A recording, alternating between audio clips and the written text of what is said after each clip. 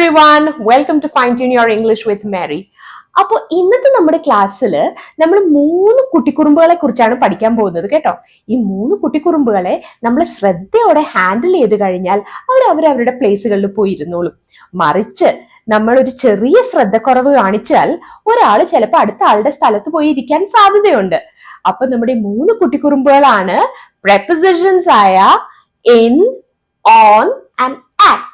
അപ്പൊ ഇന്നത്തെ സെഷന് ശേഷം ഈ 3 കുട്ടിക്കുറുമ്പുകളെ കറക്റ്റ് ആയിട്ട് പ്ലേസ് ചെയ്യാൻ നമുക്ക് പഠിക്കാം. സാധാരണയായി ടൈമിനെ കുറിച്ചോ പ്ലേസിനെ കുറിച്ചോ ഒക്കെ സംസാരിക്കുമ്പോൾ നമ്മൾ ഈ 3 prepositions ഉപയോഗിക്കാറുണ്ട്. അപ്പൊ നമുക്ക് ആദ്യം ടൈമിനെ കുറിച്ച് നോക്കാം.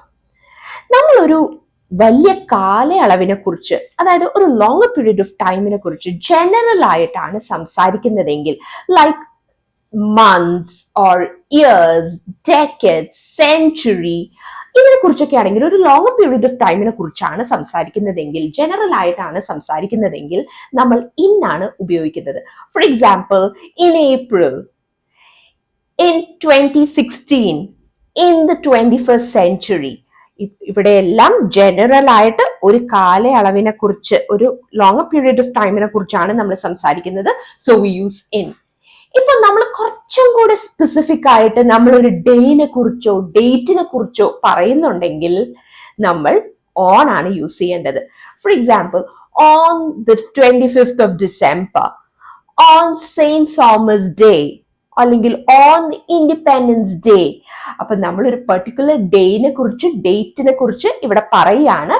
അപ്പോൾ നമ്മൾ ഓൺ യൂസ് ചെയ്യണം. ഇനി അറ്റ് എപ്പോഴാണ് ഉപയോഗിക്കേണ്ടത്? പ്രിസൈസ് ആയിട്ട് ഒരു സ്പെസിഫിക് ടൈമിനെ കുറിച്ചാണ് നമ്മൾ സംസാരിക്കുന്നതെങ്കിൽ നമ്മൾ അറ്റ് ആണ് യൂസ് ചെയ്യുന്നത്. അതായത് at 5 o'clock, at sunset, at noon എന്നൊക്കെ പറയുമ്പോൾ നമ്മൾ അറ്റ് ആണ് നമ്മൾ ഉപയോഗിക്കുന്നത്. So when you're talking about longer period of time, ഒരു ജനറൽ ആയിട്ട് സംസാരിക്കുമ്പോൾ in. When we are being a little specific, when you're talking about a particular day അല്ലെങ്കിൽ date, we use on. When we are being very specific, we use ഒരു precise time ആണ് നമ്മൾ സംസാരിക്കുന്നതെങ്കിൽ we use at. ഇനി ചില exceptions ഉണ്ട് കേട്ടോ. We don't use in, on or at with words like last, every, next. ഇതിന്റെ ഒപ്പമൊന്നും നമ്മൾ ഈ 3 prepositions ഉപയോഗിക്കാറില്ല. അപ്പോ ഫോർ എക്സാമ്പിൾ, നമ്മൾ പറയാണ് I went to Mumbai last April എന്ന് പറയുമ്പോൾ we don't use I went to Mumbai in last April എന്ന് നമ്മൾ പറയില്ല. അതുപോലെ തന്നെ I have an appointment with the doctor next Monday എന്നാണ് നമ്മൾ പറയുള്ളൂ. We don't say I have an appointment with the doctor on next Monday എന്ന് നമ്മൾ പറയില്ല. അപ്പോൾ എഗൈൻ ഈ കുട്ടിക്കുറുമ്പുകളെ കുറിച്ച് ആലോചിക്കുക. ഇങ്ങനെ കുറച്ച് എക്സെപ്ഷൻസ് ഒക്കെ ഉണ്ട്. ഇനി പ്ലേസിനെ കുറിച്ച് നമ്മൾ സംസാരിക്കുമ്പോൾ 3 കാര്യങ്ങളാണ് നമ്മൾ ആലോചിക്കേണ്ടത്. അതായത് എൻക്ലോസ്ഡ്, സർഫസ് ആൻഡ് പോയിന്റ്. നമ്മൾ ഒരു എൻക്ലോസ്ഡ് ആയിട്ടുള്ള ഒരു സ്ഥലത്തെ കുറിച്ചാണ് സംസാരിക്കുന്നതെങ്കിൽ, ഒരു എൻക്ലോസ്ഡ് ആയിട്ടുള്ള അല്ലെങ്കിൽ എന്തെങ്കിലും ചുറ്റപ്പെട്ട സറൗണ്ടഡ് ആയിട്ടുള്ള, or if you are talking about something which is inside something, we use in. For example, where are the clothes? The clothes are in the cupboard. Where is he? He is in Dubai. അല്ലെങ്കിൽ where is she?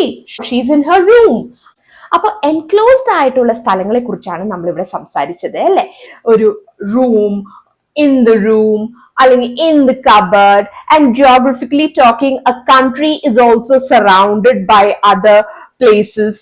അപ്പൊ ഇവിടെയൊക്കെ നമ്മൾ in ആണ് ഉപയോഗിക്കുന്നത്. അടുത്തത് സർഫസിനെ കുറിച്ചാണ്. അപ്പൊ surface ആയിട്ടുള്ള സ്ഥലത്തെ കുറിച്ച് സംസാരിക്കുമ്പോൾ നമ്മൾ ഓൺ ആണ് ഉപയോഗിക്കുന്നത്. അതായത് the toys are lying on the floor, my jacket is on the chair, the books are on the table. അപ്പൊ എല്ലാം സർഫസിനെ കുറിച്ചാണ് നമ്മൾ ഇവിടെ സംസാരിക്കുന്നത്.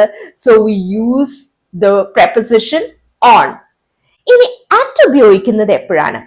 അറ്റ് ഉപയോഗിക്കുന്നത് നമ്മൾ ഒരു പോയിന്റിനെ കുറിച്ച് പറയുമ്പോഴാണ്, എക്സാക്ട് ലൊക്കേഷനെ കുറിച്ച് സംസാരിക്കുമ്പോഴാണ് നമ്മൾ അറ്റ് ഉപയോഗിക്കുന്നത്. അതായത് is waiting for you at the entrance. Exact location ആണ് നമ്മൾ അവിടെ കൊടുക്കുന്നത്. So we use at. ഇനി കുറച്ച് എക്സെപ്ഷൻസും ടിപ്സും ആയാലോ. അതായത് if we are talking about a small vehicle, a personal vehicle, we use the preposition in. അതായത് in the car, in the jeep, in the truck. അപ്പോൾ ഇതൊക്കെ പേഴ്സണൽ ആയിട്ടുള്ള വെഹിക്കിൾസ് ആണ്. അപ്പോൾ നമ്മൾ ആണ് ഉപയോഗിക്കുന്നത്.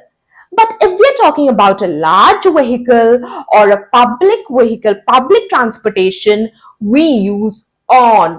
For example, on the train, on the bus, on the plane. അപ്പോൾ ഇവിടെയെല്ലാം ലാർജ് വെഹിക്കിൾ, പബ്ലിക് ട്രാൻസ്പോർട്ടേഷൻ നമ്മൾ ഓൺ ആണ് ഉപയോഗിക്കുന്നത്. അതുപോലെ തന്നെ നമ്മുടെ സോഷ്യൽ മീഡിയയിലുള്ള എല്ലാ കാര്യങ്ങളുടെ കൂടെയും നമുക്ക് ഓൺ കണ്ണടച്ചുപയോഗിക്കാം. അതായത് on YouTube, on Facebook, on Twitter, on Instagram, on social media. അപ്പോൾ ഇവിടെ എല്ലാത്തിൻ്റെയും കൂടെ നമുക്ക് ഓൺ ഉപയോഗിക്കാം. I hope the session was helpful. So please do subscribe for more such videos. Happy learning, everyone. Thank you so much for watching. See you all in another video. Thank you.